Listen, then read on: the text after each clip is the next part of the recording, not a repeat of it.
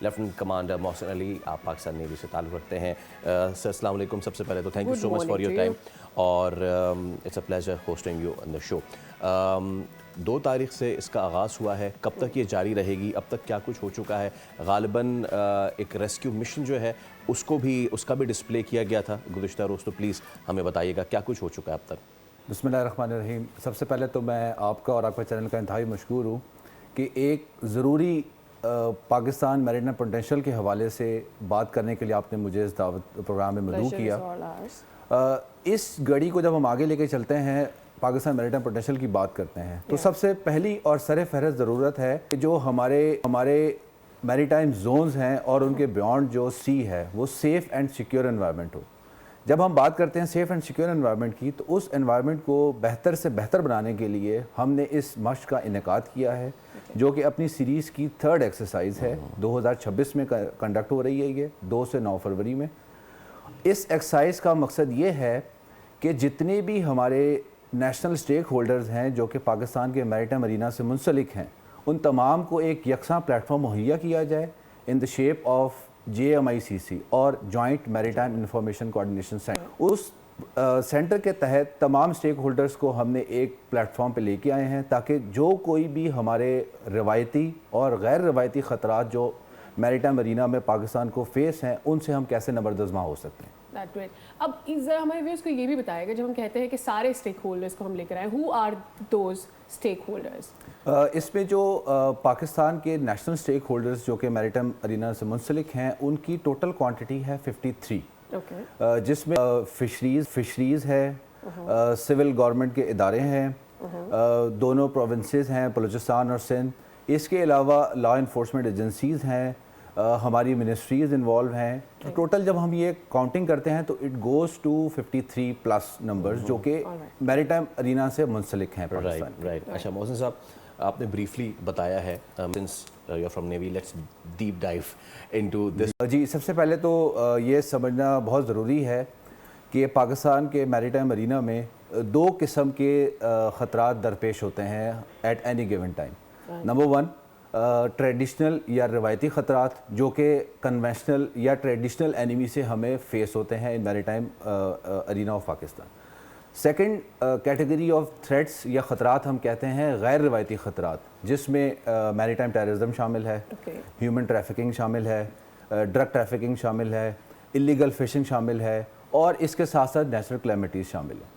جب ہم ان دونوں خطرات کی بات کرتے ہیں تو اس خطرات سے کیسے ہم نے نپٹنا ہے اور ہم نے اپنا رسپانس کیسے ماؤنٹ کرنا ہے by using all these stake holders, تو اس چیز کو ریہرس کرنے کے لیے ہم اپنی آپریشنل ٹیکٹکس اور ٹیکنیکس کو ریفائن کرنے کے لیے یہ ایکسرسائز منعقد کی گئی ہے, جو کہ ایکسرسائز سی گارڈ کے نام سے منعقد ہو رہی ہے. All right. اور جب ہم سمندروں کی بات کرتے ہیں اور اس میں جو تھریٹس موجود ہیں ان سے ان کو, یا جو چیلنجز ہیں ہمارے, ان کو ہم ٹیک اپ کرنا ہوتا ہے, تو بیسکلی کسی سمندر میں سرچ یا ریسکیو کا جو آپریشن ہوتا ہے اس کے بیسک چیلنجز کیا ہوتے ہیں؟ جی, اس چیز کو سمجھنے کے لیے میں ایک بات کوٹ کرنا چاہوں گا. امریکن تھیورسٹ ہیں, نیول تھیورسٹ آئن اسپیلر, وہ اپنی کتاب انڈرسٹینڈنگ نیول وارفیئر میں بات کہتے ہیں سمندر کی وسیع کے اوپر.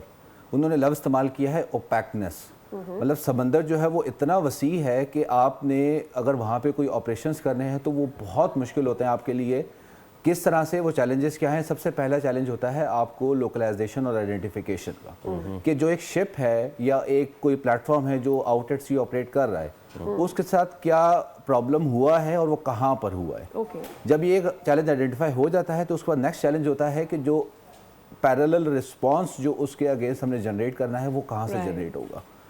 تھرڈ اس میں چیلنج آتا ہے کہ جب آپ اس سین آف انسیڈنٹ پہ پہنچ گئی ہے, رسپانس آپ لے کے چلے گئے ہیں, تو وہاں پہ سب سے پہلی ضروری چیز ہوتی ہے کہ انسانی جان کو بچایا جائے جو اس شپ پر موجود ہیں. جب ان سب کو بچا لیا جاتا ہے تو نیکسٹ اسٹیپ انوالو ہوتا ہے کہ جو کارگو ہے یا جو شپ ہے جس کے ساتھ کوئی ایک ناگہانی صورتحال درپیش ہو چکی ہے, اس کو کس طرح سے محفوظ کیا جائے.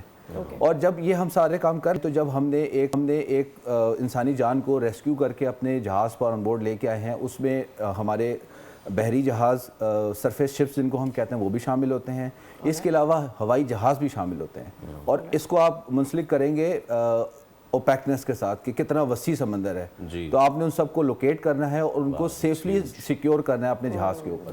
پھر وہاں سے نیئرسٹ جو بھی طبی امداد ان کو اویلیبل ہے ہاسپٹل کی شکل میں وہاں پہ ان کو سیفلی لے کے جانا. اور اس کا محسن صاحب ہم نے کل عملی مظاہرہ بھی دیکھا جب دیبل نامی ایک جہاز جو تھا اس کو ریکنسٹرکٹ کیا گیا, اس کے ساتھ ایک انسیڈنٹ جو ہے وہاں پہ انکاؤنٹر کروایا گیا اور ہمارا کشمیر نامی جہاز تھا وہ اس نے اس کو ریسکیو کیا. میں چاہوں گا کیونکہ ہماری تو رسائی ہے لیکن جو عام لوگ ہیں ان کے دیکھنے کے لیے ذرا بتائیے کہ کل کس طرح سارا ہوا. یہ بتانے کا مقصد اس لیے ہے تاکہ لوگوں کو ہم یہ بتا سکیں کہ جو ریسکیو کی چیز ہوتی ہے وہ کتنی زیادہ ایفرٹ ٹیکنگ ہوتی ہے لیکن آپ لوگ اس کو کتنے پروفیشنل طریقے سے کرتے ہیں.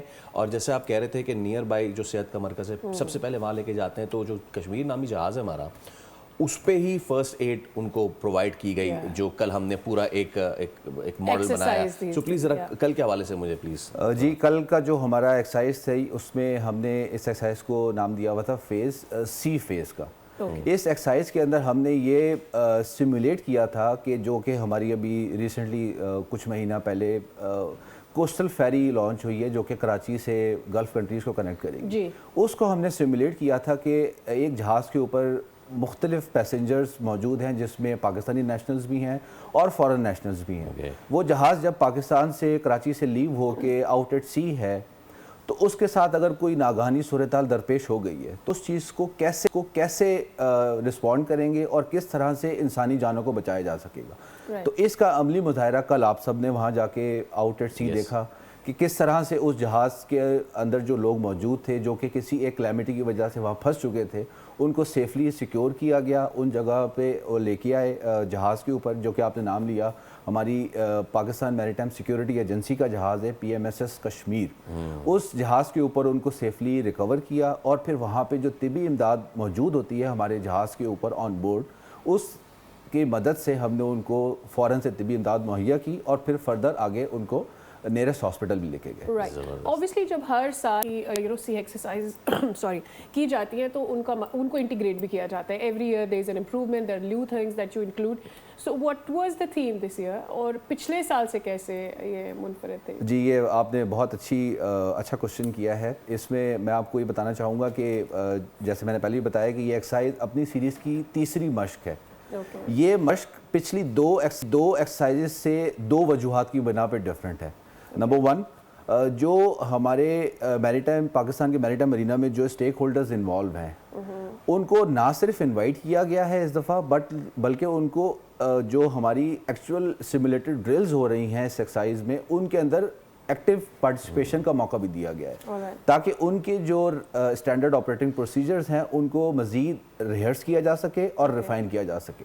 اور اسی طرح سے جو باقی ایجنسیز ساتھ انوالو ہیں ان کو بھی پتہ چلے کہ لیٹ سے FIA جو ہے اس کا کیا کام ہے, اس نے اپنی SOPs کو کیسے امپلیمنٹ کرنا ہے. نمبر 1. نمبر 2 موسٹ امپورٹنٹ ہے ہماری سبمرینز کیبل کہ پاکستان کے ڈیجیٹل بیک بون کے مترادف ہیں.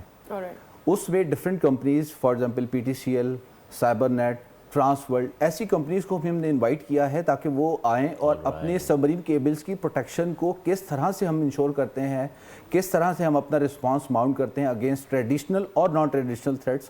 تو وہ ہم جو کام کر رہے ہیں یہ 2 ڈفرینٹ کام ہیں اس دفعہ ہم اس ایکسرسائز میں پلان کر رہے ہیں. سبسکرائب کریں اور بیل دبائیں تاکہ کوئی خبر رہ نہ جائے.